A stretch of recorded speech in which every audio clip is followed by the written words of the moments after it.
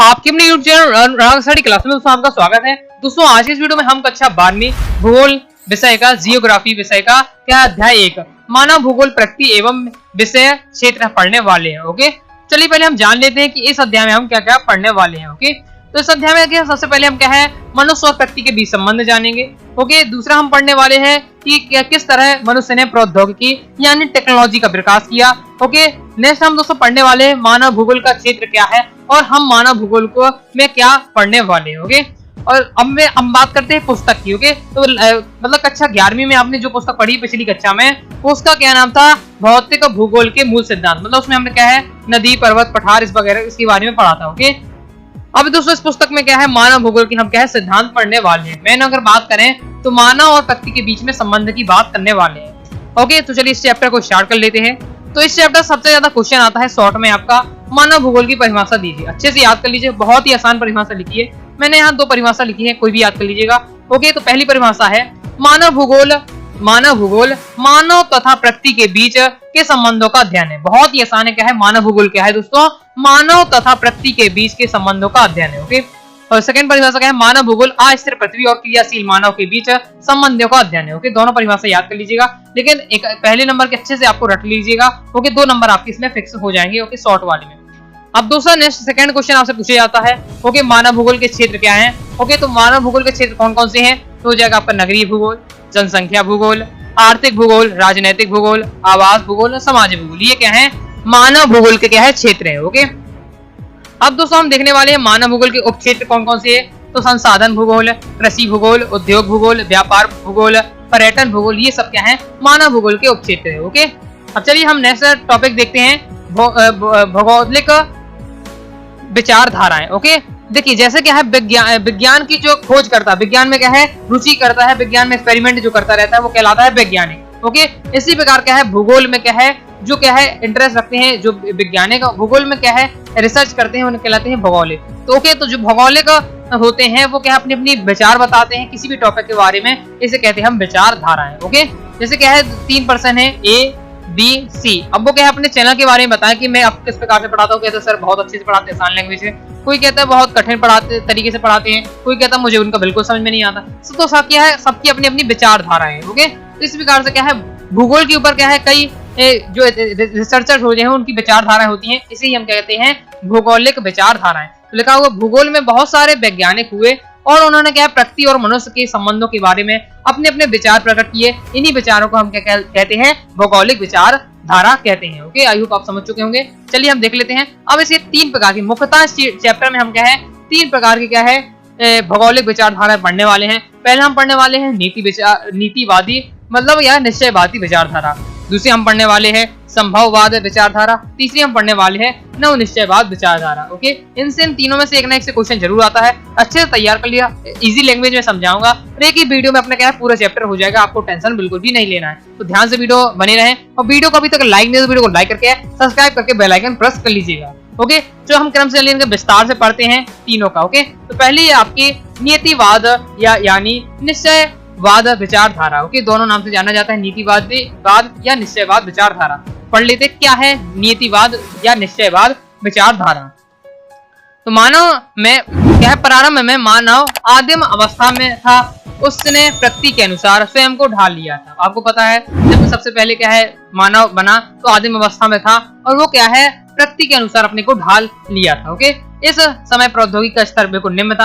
अब निम्न क्या बिल्कुल ही नहीं था उस समय। आपको पता है प्रौद्योगिकी जानते नहीं था क्या होता है। ओके, केवल क्या है प्रकृति की वस्तुओं का उपयोग करता है, प्रौद्योगिकी या टेक्नोलॉजी को समय नहीं थी आदि मानव के समय, आपको भी ये पता है। ओके, मानव विकास भी बहुत कम हुआ था। ओके, मानव का विकास भी बहुत कम हुआ था। मानव प्रकृति को सुनता था, उसकी पूजा करता था, उसकी क्या है उसकी प्रचंडता से डरता था, उससे डरता था। या इस प्रकार से कहें कि मान लीजिए पानी बरस गया, आदि मानव के समय जैसे पानी बरसता तो कहते थे कि कोई क्या है देवता नाराज हो गए हैं, प्रकृति देवता नाराज हो गए। इस प्रकार से वो डरता था। ओके, और उनकी क्या पूजा करता था और प्रकृति की सुनता था। ये था ओके, ये था आपको किसमें नीतिवादी यानी निश्चयवाद विचारधारा में। साथ ही क्या है संसाधनों के लिए मानव सदा लिखना है आपको, सदा प्रकृति पर क्या है निर्भर रहता था। संसाधनों पर के लिए क्या है मानव हमेशा क्या है प्रकृति पर निर्भर रहता था, क्योंकि उस समय और कुछ नहीं था प्रकृति के अलावा।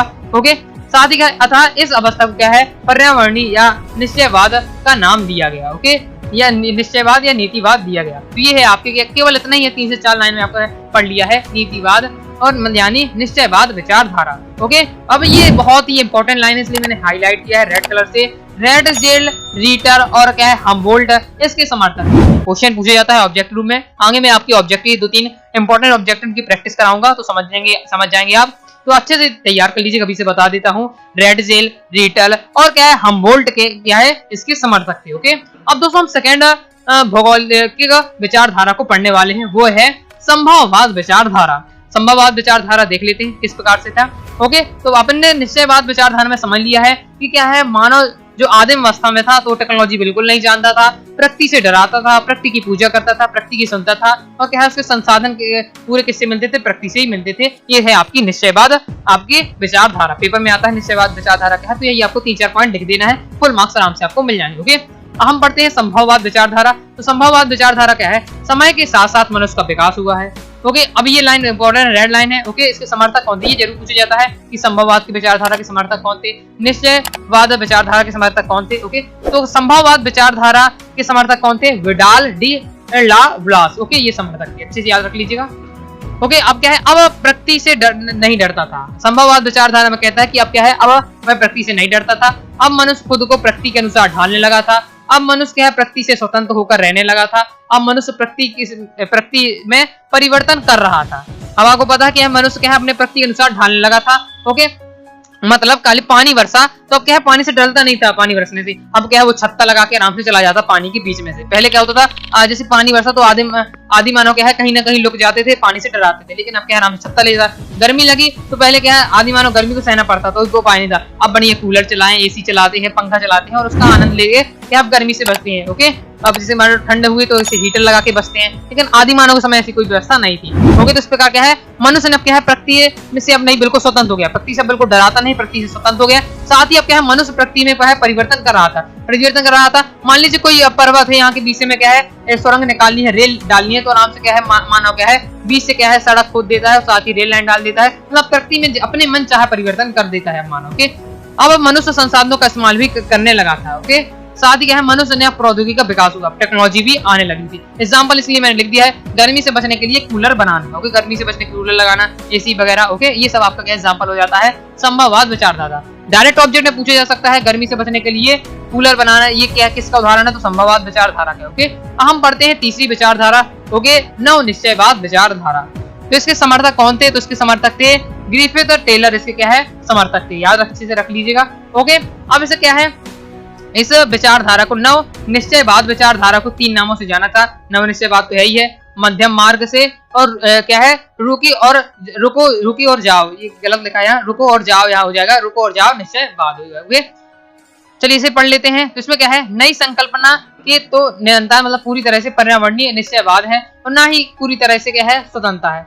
इस संकल्पना में क्या कहा गया है, विचारधारा में क्या है कि क्या है जो पूरा जो मानव है संकल्पना क्या कहा गया है कि अब तो क्या है पूरी तरह से क्या है ऐसा भी नहीं है कि मानव क्या है पूरी तरीके से प्रकृति से स्वतंत्र हो गया है, ना ये कहा गया है कि मानव क्या है अब क्या है पूरी तरीके से उस पर डिपेंड है प्रकृति पर। ओके, ना ही पूरी तरह से स्वतंत्र है, ना ही पूरी तरीके से क्या है उस पर डिपेंड है। ओके, ये है। नेक्स्ट क्या है मानव केवल क्या है प्राकृतिक नियमों का पालन करके प्रकृति पर क्या है विजय प्राप्त करता है। इसमें ये सबसे ज्यादा इंपॉर्टेंट लाइन है कि अब क्या है मानव क्या है प्रकृति पर क्या है कब विजय प्राप्त कर सकता है, जब वह क्या है प्रकृति के नियमों का पालन करे। ओके, यह है 2 विचारी पर्यावरणीय निश्चयवाद और संभववाद के मध्य का रास्ता है। मतलब क्या है सीधी बात है, एक हो गया आपके निश्चयवाद हो गई विचारधारा, दूसरी होगी संभववाद, और उसके बीच का जो मार्ग होता है वो होता है आपका कौन सा नव निश्चयवाद विचारधारा। ओके, मतलब ये क्या है दोनों के बीच का मार्ग है। ओके, ना ही मानव अब ऐसा नहीं है कि बिल्कुल टेक्नोलॉजी नहीं जानता है, ना ही इस समय अब क्या है बिल्कुल क्या है टेक्नोलॉजी का विकास हो गया है। तो ये है बीच की धारा आपका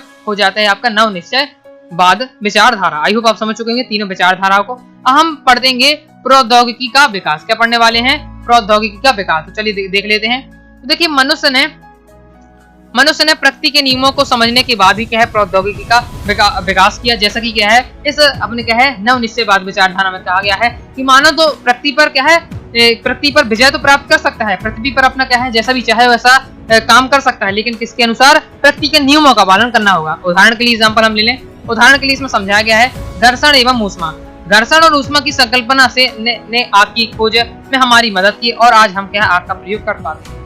पहले क्या है मानव ने प्रकृति का अध्ययन किया कि घर्षण के प्रकृति में किस प्रकार से होता है और क्या है प्रकृति में ऊष्मा गर्मी किस प्रकार से होती है। जब हमने इसका प्रकृति के बारे में जान लिया कि घर्षण और ऊष्मा के गुणों को जान लिया, तब क्या है मानव ने आग की खोज कर पाई। ओके, साथ ही अब क्या है डीएनए और अनुवांशिकी। ओके, जब डीएनए और अनुवांशिकी ओके इन्हें समझने के बाद ही ज्यादातर हम क्या है बीमारियों पर जीत पाए। ओके, प्रकृति के से क्या है मानव ने पहले डीएनए के बारे में जाना, अनुवांशिकी के बारे में जाना, तभी हम क्या है सभी प्रकार की कोई प्रकार की बीमारी उस समय हम क्या सभी प्रकार की दवाइयां बनाकर उनसे क्या है लड़ाई लड़ सकते हैं, सभी बीमारियों पर क्या है विजय प्राप्त कर सकते हैं। किसके माध्यम से? पहले हमने क्या प्रकृति का अध्ययन किया कि प्रकृति किस प्रकार से चलती है। ओके, फिर इसके अनुसार दवाइयां बनाई। ओके, रोगों को देखकर दवाइयां बनाई। ओके, फिर क्या है इस पर हमने विजय प्राप्त कर ली। साथ ही क्या है वायु की गति के नियम, पहले हमने क्या है अब क्या है गति के नियम पढ़े। ओके, गति कर की प्रकृति में क्या है वायु की गति किस प्रकार से, तभी कारण क्या है गति से अधिक तेज गति से चलने वाले हमने क्या है वाहनों का निर्माण करवाया। किसके अनुसार? गति के नियमों को पढ़ने की बात है, तभी हम क्या है तेज चलने वाले वाहन बना पाए। तो इसलिए हम कह सकते हैं कि क्या है मनुष्य ने तभी क्या है परिवर्तन किया, प्रौद्योगिकी का विकास किया, जब मनुष्य ने क्या है प्रकृति के नियमों का क्या है पालन किया। ओके, और प्रकृति के नियमों को समझा। हम पढ़ने वाले हैं प्रकृति का मानवीकरण। ओके, प्रकृति का मानवीकरण किस प्रकार से हुआ? तो प्रकृति का मतलब प्रकृति में क्या है मानव अपने जो काम करता है उसे कहते हैं प्रकृति का मानवीकरण। तो क्या है समय के साथ मानव पर्यावरण और प्राकृतिक बलों को समझने लगा। दूसरा क्या है मानव ने अपना समाज को सांस्कृतिक विकास किया। फिर मानव ने बेहतर प्रौद्योगिकी का टेक्नोलॉजी का विकास किया। आपको पता है मैं आपको इसी में पहले भी यही बता गया है कि मानव ने जब क्या है प्रकृति के नियमों का समझा, तभी क्या उसने टेक्नोलॉजी का बेहतर तरीके से उपयोग किया और उसका विकास किया। ओके, प्रौद्योगिकी के विकास के बाद ही अस्पताल, नगर, खेत, फसलोद्यान, मैदान, चारागाह, पत्तन और क्या अंतरिक्ष क्षेत्रों में उपग्रह आदि का क्या है विकास किया। ये क्या है प्रकृति का मानवीकरण। ओके, तो इस प्रकार से अपना ये चैप्टर कंप्लीट हो जाता है। चलिए अब मैं आपको बता दूं इस चैप्टर से क्या है 2 से 3 अति महत्वपूर्ण एमसीक्यू है, उनकी हम बात करते हैं वस्तुनिष्ठ प्रश्न की, जो अक्सर क्या है अधिकतम हमेशा पेपर में आने ही वाला है 3-4 क्वेश्चनों में से। तो चलिए मैं आपको बता देता हूँ ये 3 क्वेश्चन कौन से इंपॉर्टेंट है। पहला क्वेश्चन आता है निम्नलिखित में से कौन सी नीतिवादी विचारधारा के समर्थक थे। तो हम पढ़ चुके हैं कि नीतिवादी की विचारधारा कौन थे। देखो रेड जेल भी थे और क्या है हमबोर्ड भी थे। तो ये ए और सी दोनों है, तो इसका राइट आंसर डी नंबर का ए और सी इसका राइट आंसर आपका हो जाएगा। ओके, नेक्स्ट क्वेश्चन आ जाता है निम्नलिखित में से किसे रुको और जाओ विचारधारा भी कहा जाता है। बहुत ही ज्यादा इंपॉर्टेंट है, पढ़ा चुका हूँ अभी। ओके, चलिए जस्ट आपको क्या है कमेंट करना है, इसका आंसर आपको कमेंट करना है। ओके, मैं इतनी मेहनत से आपको पढ़ा रहा हूँ तो मैं देखना चाहता हूँ आपने क्या है ध्यान से सुना है, पढ़ा कि नहीं। पढ़ा होगा तो बाएं हाथ का खेल होगा, जल्दी कमेंट करके बताइए कि क्या है रुको और जाओ विचारधारा में क्या है विचारधारा किसमें कहा गया है। ओके, नीतिवादी में है विचारधारा है कि में से है कि संभवभाव विचारधारा में, नवनिश्चयवाद में है, तीनों में से किसमें, जल्दी कमेंट करके बताइए। ओके, तीसरा देख लेते हैं ऑब्जेक्ट इंपॉर्टेंट है। घर्षण तथा ऊष्मा की संकल्पना ने किस चीज में हमारी मदद की, किसकी चीज में मदद की? तो उन्हें पढ़ा है घर्षण और ऊष्मा संकल्पना ने आग की खोज में हमारी मदद की। तो इसका राइट आंसर हो जाए आग की खोज। तो इस प्रकार से अपना क्या है भूगोल के जियोग्राफी में अध्याय 1 कंप्लीट हो जाता है। आई होप आपको वीडियो पसंद आई होगी। वीडियो पसंद आए वीडियो को लाइक करिए, चैनल सब्सक्राइब करिएगा, बेल आइकन प्रेस कर लीजिएगा, टेलीग्राम को ज्वाइन कर लीजिएगा पीडीएफ और नोट्स वगैरह प्राप्त करने के लिए। साथ ही इंस्टाग्राम में फॉलो कर लीजिएगा। ओके, और प्ले स्टोर से ऐप को डाउनलोड कर लीजिएगा कोर्स को एक्सेस के लिए, और साथ ही फ्री मटेरियल नोट्स के लिए आप वेबसाइट को विजिट कर सकते हैं। सभी के लिंक डिस्क्रिप्शन में है। कोई भी डाउट हो कमेंट करके जरूर पूछिएगा, और जो मैंने आपको ये ऑब्जेक्ट पूछा है इसका कमेंट आपको जरूर करना है। ओके, मिलते हैं दोस्तों नेक्स्ट वीडियो में, तब तक के लिए बाय बाय।